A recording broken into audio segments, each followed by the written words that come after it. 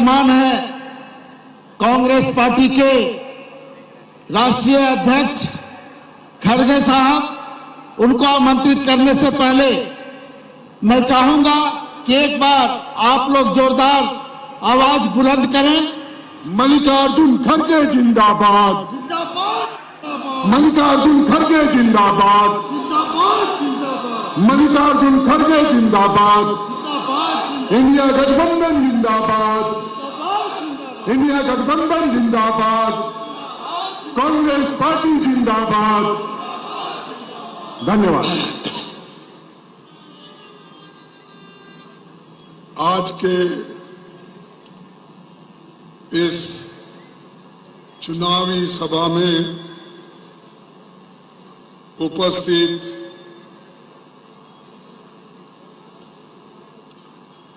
सबसे श्रेष्ठ नेता शिबू सोरेन जी, अभी आपसे बात किए फारूक अब्दुल्ला जी, चीफ मिनिस्टर झारखंड चंपई सोरेन जी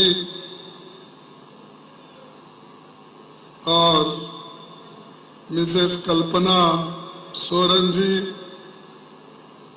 दीपंकर भट्टाचार्य जी, प्रियंका चतुर्वेदी जी, गुलाम मोहम्मद मीर, आलम गिरिलामम CLP लीडर और मिनिस्टर, और Rajesh Thakur PCC president, doctor Nasir Hussain MP, इस मंच पे बैठे हुए सभी हमारे डिग्निटरीज, विधायक, कार्यकर्ता, सभी पार्टी के पदाधिकारी मित्र और मीडिया के मेरे दोस्तों, आप सबको जोहार, नमस्कार। और इस आज मैं सुना कि यहाँ पर लाखों की भीड़ थी और अभी भी मैं देख रहा हूँ बहुत से लोग जब हम आ रहे थे वो जा रहे थे, चंद आ रहे थे। लेकिन मुझे माफ करना, सतना में मध्य प्रदेश में मेरी ये मीटिंग थी। वो मीटिंग राहुल गांधी जी अटेंड करना था, लेकिन अचानक उनकी तबीयत बिगड़ने से मुझे सतना जाना पड़ा। फिर वहां से मध्य प्रदेश से मैं यहाँ आया हूँ आप लोगों का दर्शन लेने के लिए। और ये मैंने सोचा अगर इस महारैली को, उलगुलान रैली को अगर मैं नहीं अटेंड करूंगा तो मैं अपने जीवन में बहुत बड़ा पाप कर रहा हूं, ऐसा मैं समझता हूं। इसीलिए मैं यहां पर आया हूं और मुझे दावत भी इससे पहले हमारी बहन मिसेस कल्पना सोरेन ने दी थी। मैं उसीलिए इस बड़े मीटिंग में आने का सोचा, लेकिन देरी की वजह से फिर एक बार आपसे माफी मांग के मैं अपने 4 शब्द तुम्हारे सामने रखूंगा। ये धरती महान नायक बिरसा मुंडा जी, बाबा तिलका मांझी, वीर बुधू भगत, सिदो कानू जैसे सभी महान नायकों को मैं मेरे पार्टी की ओर से, मेरे ओर से मैं उनको नमन करता हूं। मोदी जी ने हमारे 2 मुख्यमंत्रियों को गिरफ्तार किया कई के लिए गिरफ्तार किया। हमारे हेमंत सोरेन जी की कोई गलती तो नहीं थी, लेकिन उनके ऊपर दबाव था। अगर आप इंडिया गठबंधन से दोस्ती करेंगे, उनके साथ मिलेंगे, तो आपको सीधा जेल भेजेंगे। ये वार्निंग बीजेपी वालों ने, मोदी के चेलों ने ये दिया, लेकिन हेमंत सोरेन हिम्मत वाला है और उसने ये कहा कि मैं गठबंधन नहीं छोड़ूंगा, जेल जाना मुझे पसंद है लेकिन गठबंधन नहीं जाऊंगा। यह हिम्मत है, और जो नहीं डरता वो कभी नहीं मरता। डर आदिवासियों के पास डर नहीं है, क्योंकि पहले से जंगल में ही रहते हैं, वो प्राणियों से मिलते हैं। सब लोग बगैर दीपक से रहते हैं, बगैर रोशनी से रहते हैं, अंधेरे में रहते हैं।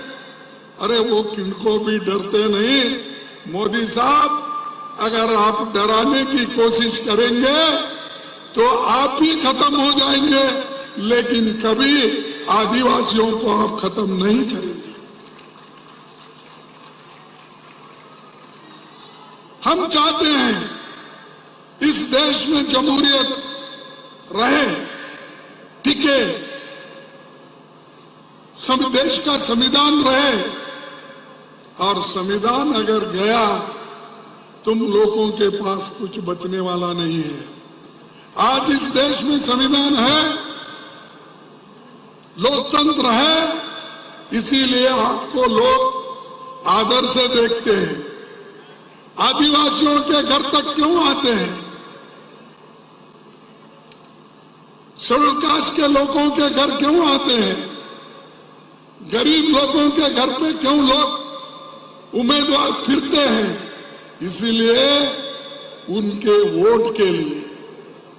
और डॉक्टर बाबा साहब अम्बेडकर, पंडित जवाहरलाल नेहरू जी ने ऐसा हिंदुस्तान का दस्तूर बनाया कि हर एक आदमी को एक वोट, और उस वोट की कीमत समान, सबको समान।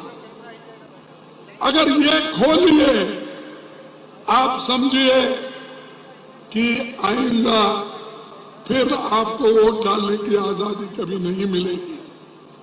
यही तो मोदी चाहते हैं, गरीबों से वोट छीनना चाहते हैं, संविधान को बदलना चाहते हैं, और उनके लोग बोलते ही रहते हैं। और वो हमेशा क्या बोलते हैं?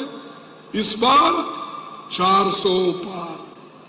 गनीमत है 400 पार बोलो, क्योंकि हमारा पार्लियामेंट में संख्या है 543, 543, लेकिन इन्हों बोल रहे हैं 400 पार। अगर गनीमत है कि इन्हों नहीं बोले 600 पार, क्योंकि पार्लियामेंट की संख्या ही है 543, लेकिन इन्हों हमेशा 500, 400 बोलते रहते हैं। लेकिन इस बार गठबंधन की शक्ति इतनी है, मोदी हो या कोई भी हो, बीजेपी के लोग हमारी शक्ति को तोड़ नहीं सकते, इतने मजबूत हम हैं। डरा रहे हो। हेमंत को जेल में डाल के डराने से डरने वाले लोग नहीं हैं, या केजरीवाल को डालने से हम डरने वाले नहीं हैं। हम जनता से डरते हैं, तुम्हारे जैसे लीडरों से नहीं डरते हम। ऐसे 100 लीडर आते हैं, जाते हैं, लेकिन जनता हमारी रक्षक है, देश की रक्षक है, देश के लोकतंत्र की रक्षक है, देश के संविधान की रक्षक है। इसीलिए जनता सबसे बड़ी होती है।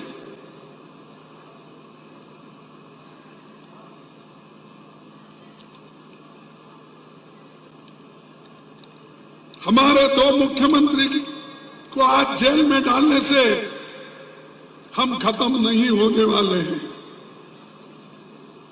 और मैं ये कहूंगा, मोदी जी आप खूब कोशिश करो,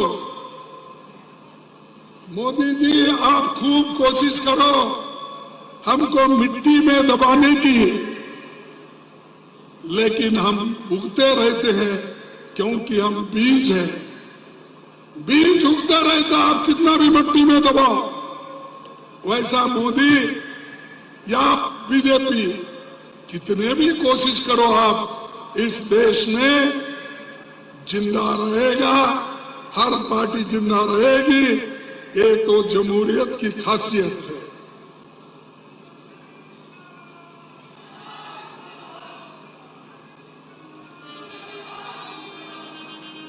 और मैं हमारे आदिवासी भाई बहनों को मैं कहना चाहता हूं, हमेशा मोदी जी ये कहते हैं, मैंने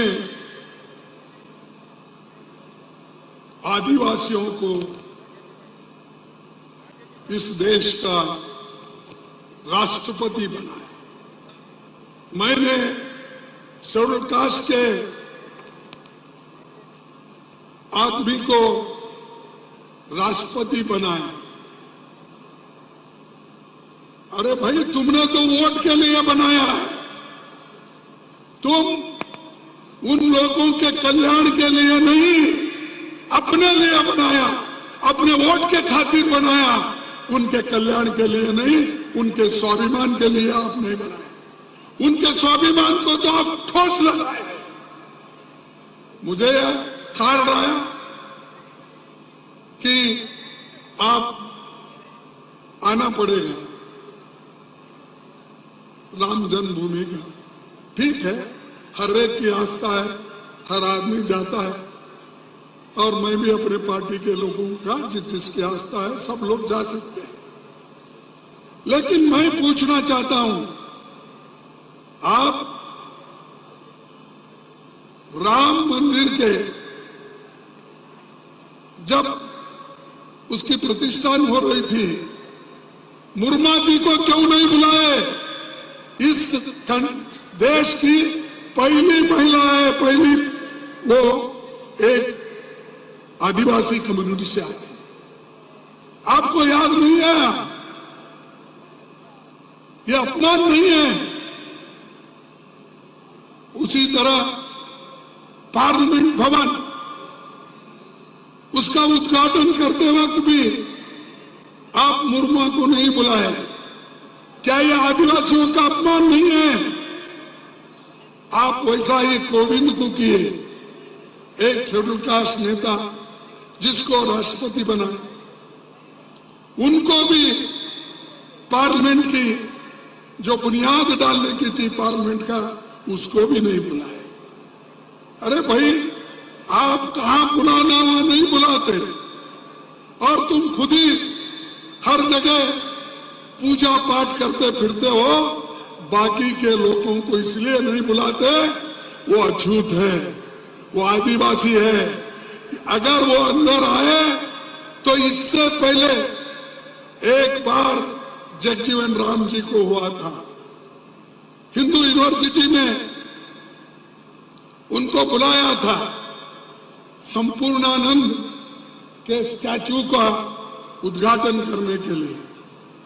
वहां जगजीवन राम गए, संपूर्णानंद की स्टैचू उद्घाटन करे।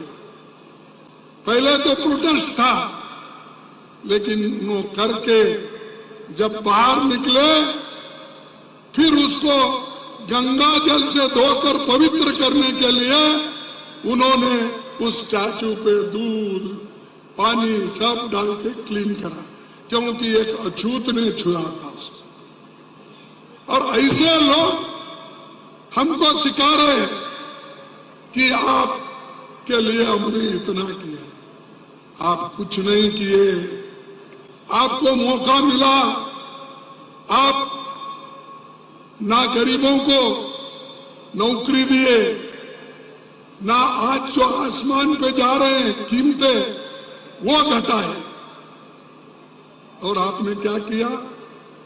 वोटों के लिए आपने किया। नौजवानों को कहा, हमारे नौजवान भाई बहनों, तुमको मैं सालाना 2 करोड़ नौकरियां दूंगा। अब 10 साल में कितना देना चाहिए था? 20 करोड़ नौकरी देना चाहिए था। कहां है मोदी साहब तुम्हारे 20 करोड़ नौकरियां? मोदी साहब झूठ बोल रहे हैं या सच? आप बताइए। 20 करोड़ नौकरियां देता हूं, 2-2 करोड़ हर साल, तो नौकरी नहीं। तो क्या मोदी साहब झूठ बोल रहे हैं? क्या हम लोग झूठ बोल रहे हैं? अब बताइए। 15-15 लाख गरीबों के जोब में डालने की बात की है। कहां है 15 लाख? काला धन ला कर देता हूं बोले, ये भी मोदी ने झूठ बोला। किसानों का आमदनी डबल करूंगा बोले, कहां है डबल आमदनी? ये जो है, मोदी जी हमेशा झूठ बोलते हैं। इसीलिए मैं हमेशा उनको कहता हूं, ये मोदी साहब झूठों के सरदार है। सब लोग सच बोल के काम करते हैं, लेकिन इन्होंने झूठ बोल के वोट लेते हैं, फिर लोगों को तंग और तबाह कर देते हैं। मैं आपसे पूछना चाहता हूं कि मोदी जी ने आदिवासियों को भी क्या दिया?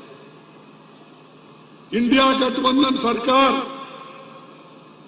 हम फिर से जब आएंगे, एमएसपी का अधिकार छोटे वन उपज पर भी लागू करेंगे। पैसा कानून को सही तरीके से हम लागू करेंगे। सारे आदिवासी विरोधी कानून को हम वापस लेंगे। जल जंगल जमीन का कानूनी अधिकार हम देंगे। एससी एसटी जनसंख्या के आधार पर हम बजट बनाकर उनको खुशहाली के तरफ हम देखेंगे। यह हमारा गठबंधन का आश्वासन है और गठबंधन मजबूत है। इसीलिए तो मोदी जी अब घर घर फिर रहे, गली गली फिर रहे, कॉर्पोरेटर को अंदर ले रहे और वो कह रहे हैं कि मैं भ्रष्ट लोगों को खत्म करूंगा, भ्रष्टाचारी को नहीं छोड़ूंगा। अरे भाई करो, कौन न को बोले, लेकिन क्या कर रहे हैं? जो भ्रष्ट लोग हैं उनको अपने गोद में बिठा लिए हैं।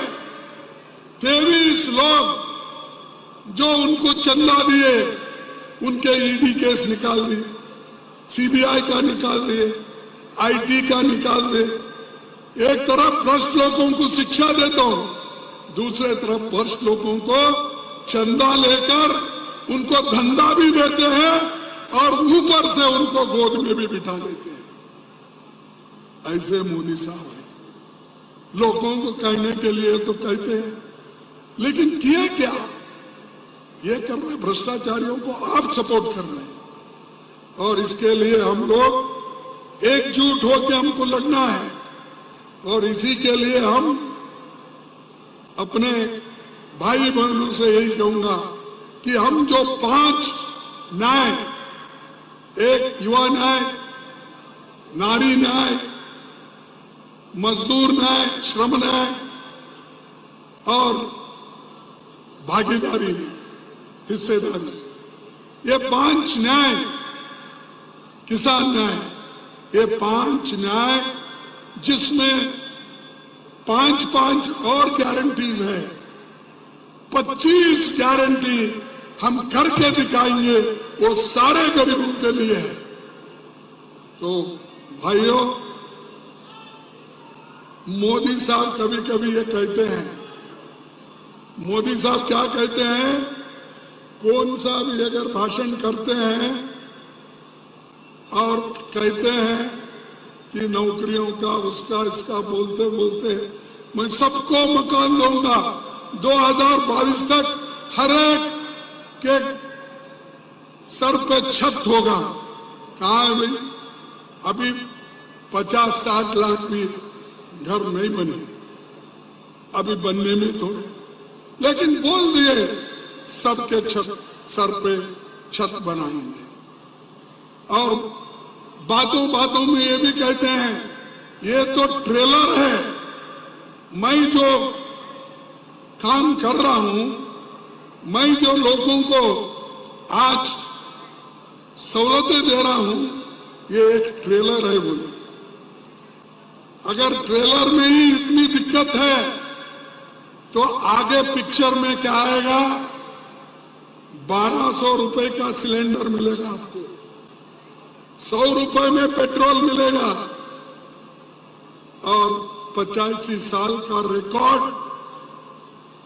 जो अनएम्प्लॉयमेंट है, बेरोजगारी है, ये और भी बढ़ेगी। और 100 साल में गरीब बनते जो जा रहा है उसकी खाई है अब बढ़ते जा रही है मोदी जी के जमाने में।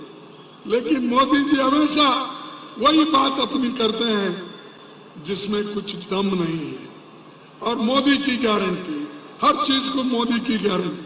अरे भाई, तुमने जो गारंटी पहले बोले थे वो पहले दो, उसके बाद में आगे की गारंटी देखेंगे।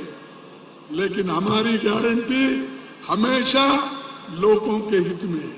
हमने कर्नाटक में गारंटी बोला, हम दे रहे हैं। आंध्रा में कहा, हम दे रहे हैं। हिमाचल में कहा, हम दे रहे हैं। गठबंधन की सरकार झारखंड में हमने कहा, जो गारंटी दी वो कर रहे हैं। हर जगह हमने जो बोला वो कर रहे हैं।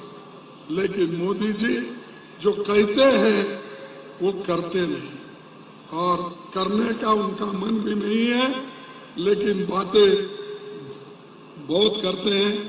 तो इसीलिए मैं आपसे, अब समय भी बहुत हो गया, आपसे यही विनती करूंगा कि आप 2024 के जो हर टप्पे के चुनाव होते हैं, उस चुनाव में ज्यादा से ज्यादा वोटिंग कराओ।